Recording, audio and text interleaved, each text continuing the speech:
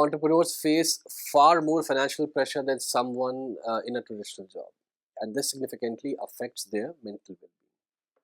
Let's understand like each point clearly. So, number one, personal finances are at stake. So, in entrepreneurship, people often invest their own money into the business. Uh, this could be their savings, personal funds, or even money taken from family. So, if the business fails, the loss is personal. They may lose all their savings, their home or property if used as collateral, uh, retirement funds, or long term financial security. And when everything you own is tied to your business, the fear of losing it becomes a constant source of stress and anxiety. Next, no financial safety net. So, unlike a salary job where income is fixed every month, entrepreneurs don't have a guaranteed salary. Employee benefits such as PF or health insurance and unemployment protection if things go wrong. So this means income can be unpredictable. Some months may be good, others may bring little or no earnings.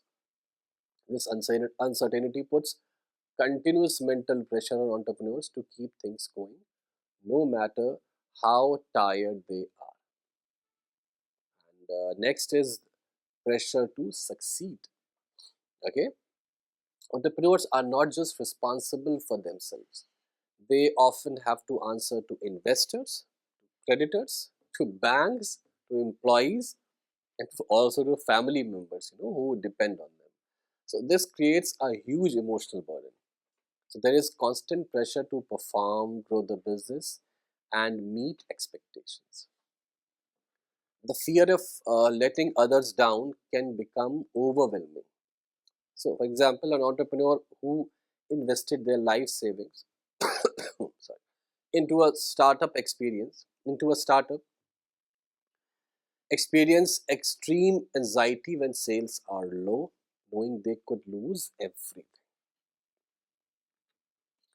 Okay, number two, long working hours and work life imbalance. Another major reason entrepreneurs face mental stress is the extremely long working hours. Especially in the early stages of business, entrepreneurs often work 12 to 16 hours a day, sometimes even more. Weekends disappear, vacations feel uh, impossible. The mind is constantly thinking about work. Now, what are the consequences of living like this? Well, number one, there is physical exhaustion. The body simply wears out. Number two, no time for self care, okay, because you have no time to recharge. And number three, strained relationships, family and friends, they feel neglected. And lastly, reduced productivity. So, overwork ironically reduces efficiency. People, they sometimes glamorize hustle culture, the idea that working non-stop equals success. But research clearly shows that chronic overwork destroys creativity, weakens decision making, and increases the risk of burnout. So the more entrepreneurs push themselves without rest, the more vulnerable they become. Number three, let's talk about multiple roles and responsibilities. So when we think of entrepreneurs, we imagine a CEO. Exactly. But in reality, especially in the early stages, they are everything. In one single day, an entrepreneur may act as CEO, HR manager, marketing head, accountant, customer service representative, productions manager, product designer. They constantly jump from task to task. Okay? So this mental multitasking is extremely draining. And because there is so much to do, entrepreneurs often feel I'm not doing enough, I'm not doing it well enough, I should be working harder. This self-imposed pressures builds over time, leading to stress, frustration, and eventually burnout. Okay, next is fear of failure. So now let's talk about something every entrepreneur feels, even the most successful ones, and that is the fear of failure. Failure in entrepreneurship is not private. Okay? It is often visible to employees, customers, investors, and even society. Why does failure feel so devastating? Number one, there is public visibility. So business failures are often public, leading to shame and embarrassment. Number two, identity tied to business. So many entrepreneurs derive self worth from their business success. If it's a failure, they consider themselves to be failure. Number three, financial consequences. So failures can mean debt, bankruptcy, and financial ruin. And of course, there is impact on others. Employees lose jobs, investors lose money, family suffers. Many entrepreneurs feel that they must always appear confident even when they are struggling. So this emotional burden, pretending to be strong while feeling scared, this increases stress significantly. Next point is lack of structure and accountability. So entrepreneurship gives freedom, but freedom comes with challenges. There is no fixed schedule, no boss, no predefined structure. The entrepreneur must create all the discipline by themselves. This leads to blurred boundaries between work and personal life. Working at odd hours, feeling guilty when not working, procrastination or overworking, lack of routine, which increases stress. Some entrepreneurs overwork because they feel they must always be productive. Others, they procrastinate because the workload feels overwhelming. Both extremes cause the stress, guilt, and anxiety. In simple terms, structure is healthy for the human mind, and entrepreneurship often lacks that. Okay, now we'll be discussing strategies for maintaining mental health. Strategy one, time management and setting boundaries. The first strategy for maintaining mental health is effective time management and establishing healthy boundaries. Entrepreneurs, they often struggle with this because the line between work and personal life becomes blurred. Without boundaries, burnout becomes inevitable. Let's break down each component. The very first one is set clear working hours. So, unlike regular jobs, entrepreneurship doesn't come with a fixed schedule, right? That makes it essential for entrepreneurs to create their own work hours. Okay, and setting clear work hours helps them to create routine, prevent overworking, maintain a balance between personal and professional life. When you know when your work day begins and ends, your mind gets the opportunity to rest and recover. Number two, learn to say no to non essential commitments. Entrepreneurs often want to grab every opportunity because they fear missing out. But saying yes to everything becomes mentally exhausting.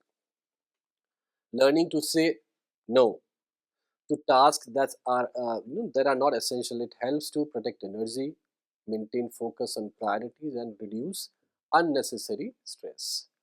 A strategic no is better than an overwhelmed yes. Okay. Number three, delegate tasks. Entrepreneurs commonly try to do everything themselves: marketing, finances, operations, customer services, and more. But doing everything once alone creates psychological overload. Delegation helps by reducing personal workload, freeing mental space, allowing entrepreneurs to focus on higher priority work. Delegating is not a sign of weakness, it is a sign of smart leadership. Number four, use time blocking for focused work and rest periods. Time blocking means dividing the day into dedicated blocks of time, some for work, some for meetings, and some for breaks.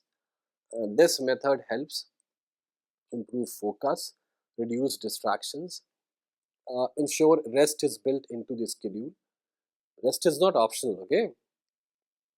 Entrepreneur must plan rest deliberately, just like any important task, any other important task.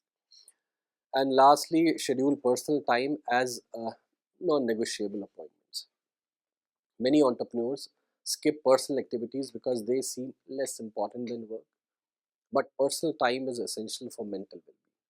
When you mark personal time on your calendar as non-negotiable, you maintain work-life balance, you keep space for hobbies and relaxation, you preserve emotional health. Scheduling personal time ensures that life does not become only about work. There's more to life than work, and that is the biggest truth. Strategy number two, physical well-being. The second strategy for maintaining health, mental health, is taking care of physical well-being.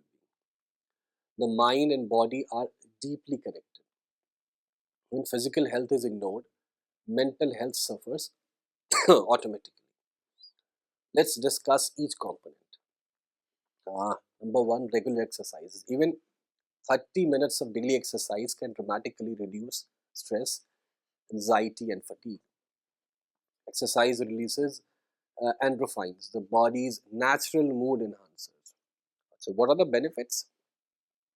Uh, Better mood, higher energy, sharper focus.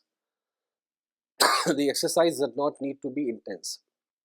Walking, stretching, or yoga can be enough. Next is healthy nutrition. Good nutrition fuels the brain. When entrepreneurs skips meals, rely on fast food, or eat irregularly, their energy and mood becomes unstable. So healthy eating, it improves concentration, maintains stable energy levels, supports emotional balance. Okay, a healthy body helps create a healthy mind. We all knew that. Number three, adequate sleep. Entrepreneurs often sacrifice sleep to work more, but lack of sleep, it affects decision making, creativity, memory, emotional control. So, getting 7 to 8 hours of sleep is crucial for cognitive performance. Rest is part of productivity, not the opposite of it. And lastly, hydration. Hydration is often overlooked, but dehydration leads to fatigue, irritability, poor focus, headaches. Simple habits like drinking enough water support both physical and mental clarity. Strategy 3, mindfulness and relaxation. So, the third strategy focuses on mindfulness and relaxation techniques that help claim the mind and manage stress. That help calm the mind and manage stress. Let's understand each practice. Number one is meditation. We all have heard of it. Just 10 to 15 minutes of meditation a day can reduce anxiety and improve emotional balance. Meditation helps train the mind to stay calm and focused instead of getting overwhelmed. Number two, deep breathing exercises. So, deep breathing provides instant stress relief. It reduces physical tension and slows down the racing thoughts that often accompany anxiety. And a few minutes of deep breathing can change how the body responds to stress. Next one is yoga. Yoga combines physical activity with relaxation and mindfulness. It improves flexibility, reduces stress, and sharpens mental focus. The last one is journaling. Journaling helps entrepreneurs process emotions. They gain clarity, express worries without fear, and reflect on challenges and solutions. So writing down thoughts make them easier to understand and manage.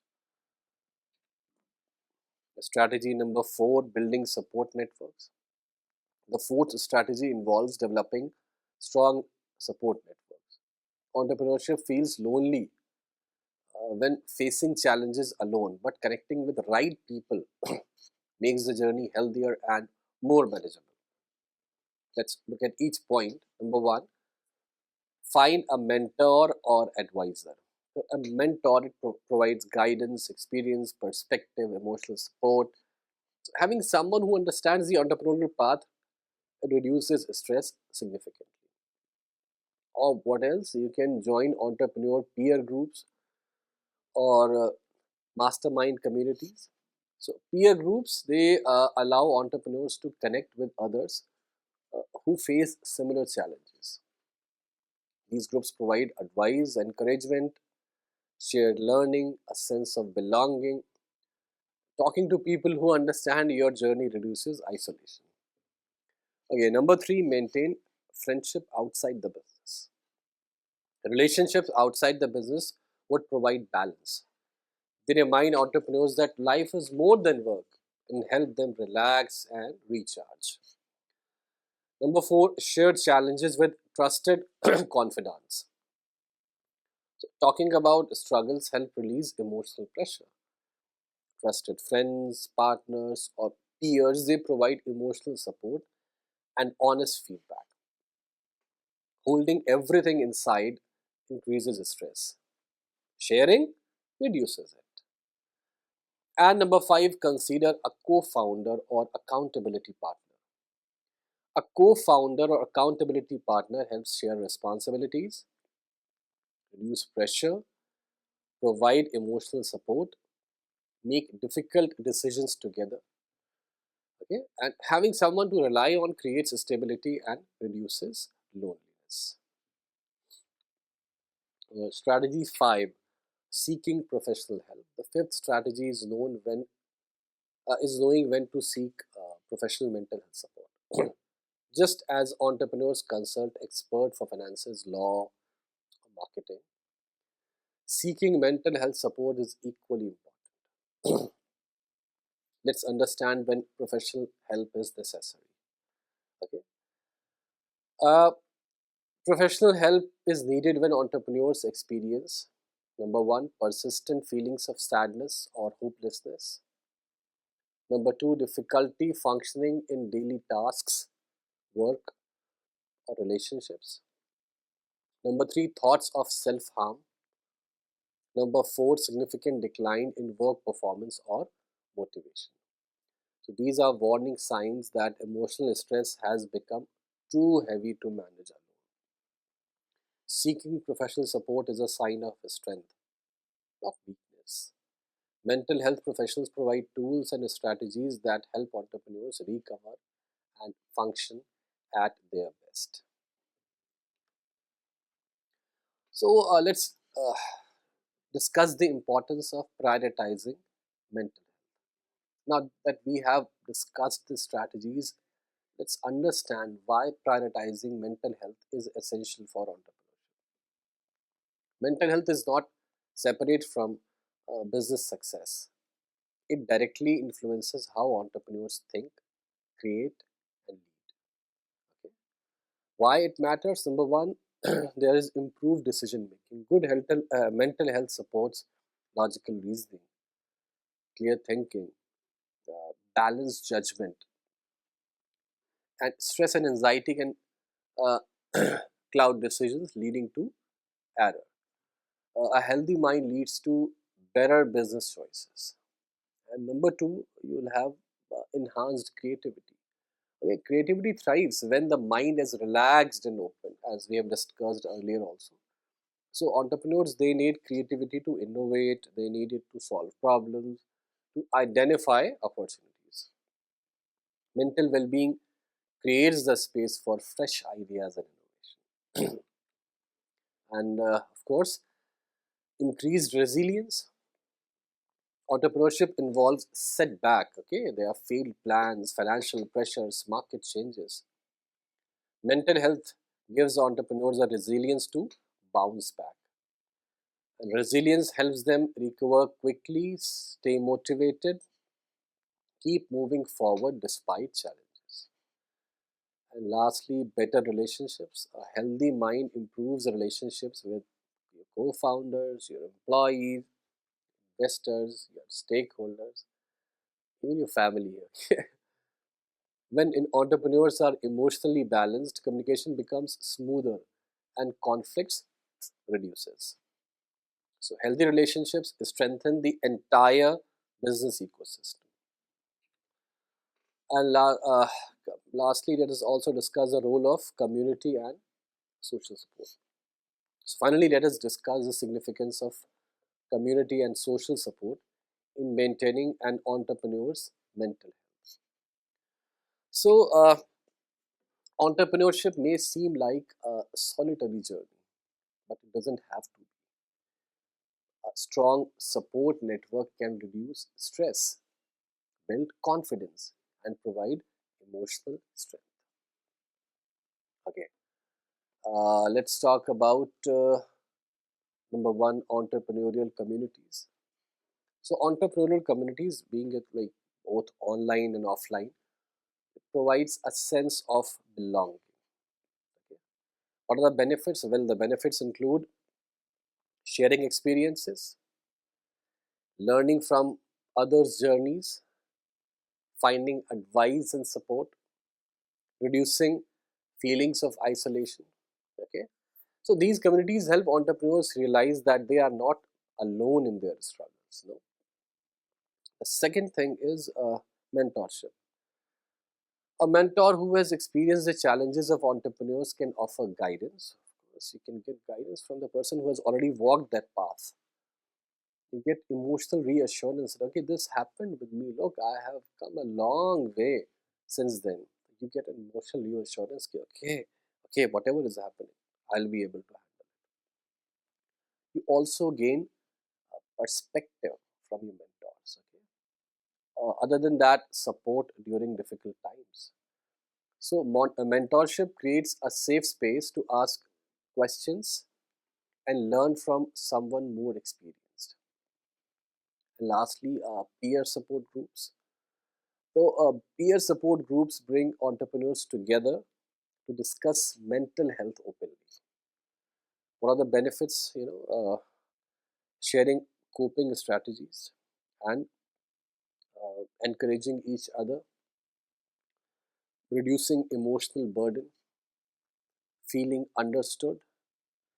So these groups they create a supportive environment where challenges can be discussed without judgment.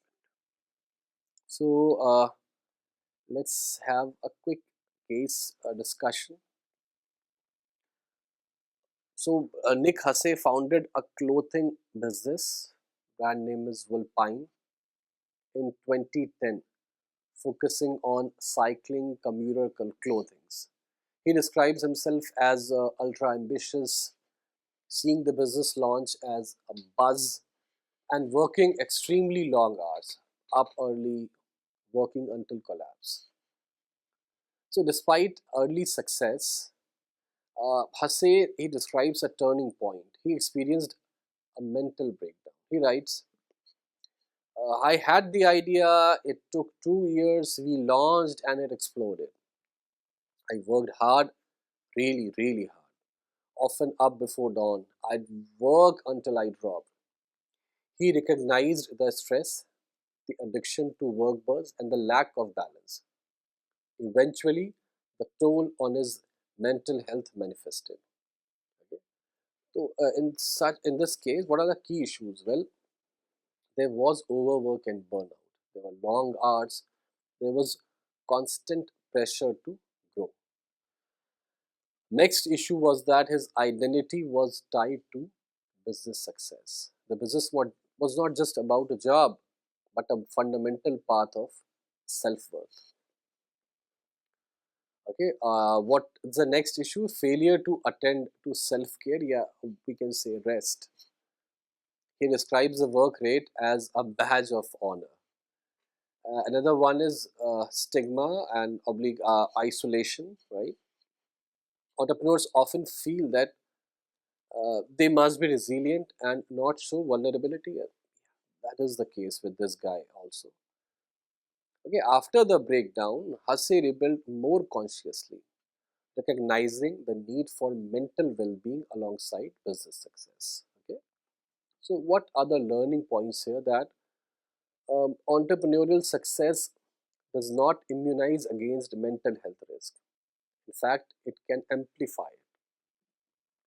The interplay of work intensity, personal identity, and lack of boundary can drive distress. Easy recognition of warning signs like exhaustion, inability to switch off, losing perspective, it's very important. So, a restructure of how the entrepreneur defines success beyond just growth and revenue helps long term, helps getting long term well. I think we are kind of clear with the we have get perspective on the idea of mental well-being now. Okay, let me give you a quick recap. So we discussed the objectives of this session. Then we discussed about what is mental health, okay, how it is important for any entrepreneur, and how it is being avoided. The discussions are avoided in the circles of entrepreneurs. Then we discuss the common mental health challenges in entrepreneurship like stress and anxiety and depression, then burnout. After that, we discussed isolation and loneliness. We also talked about imposter syndrome. Okay. The next, we move on and we discussed why entrepreneurs are particularly vulnerable to mental stress. So, the very first thing we discussed what high personal and financial risk is there. Then long working hours and work life imbalance. Third point was multiple roles and responsibilities they have to play, like even in a single day they are doing this. And of course there is fear of failure. Then there is lack of structure and accountability. And lastly, we came up with the strategies for maintaining mental health. The first strategy we discussed was the time management and setting boundaries. Next, we discussed about physical well-being. And thirdly, it was about mindfulness and relaxation. Strategy 4 is about building support networks. Strategy 5 is finally about seeking professional help, right? And also, we discussed the importance of prioritizing mental health and why it matters, because there will be good, improved decision making, there will be enhanced creativity, and increased resilience, along with some better relationships with all the people you are attached to. And lastly, again, just lastly, we discuss the role of community and social support, like how entrepreneurial communities and mentorship and peer support groups they help entrepreneurs. Then we came on to the case study of Nick Hasse, the Vulpine brand, and we kind of have some learning points and issues, etc. in this. So that's it about this topic of mental health of entrepreneur. I hope you have enjoyed the lecture and get some perspective of mental health. So thank you very much for joining me and have a good day.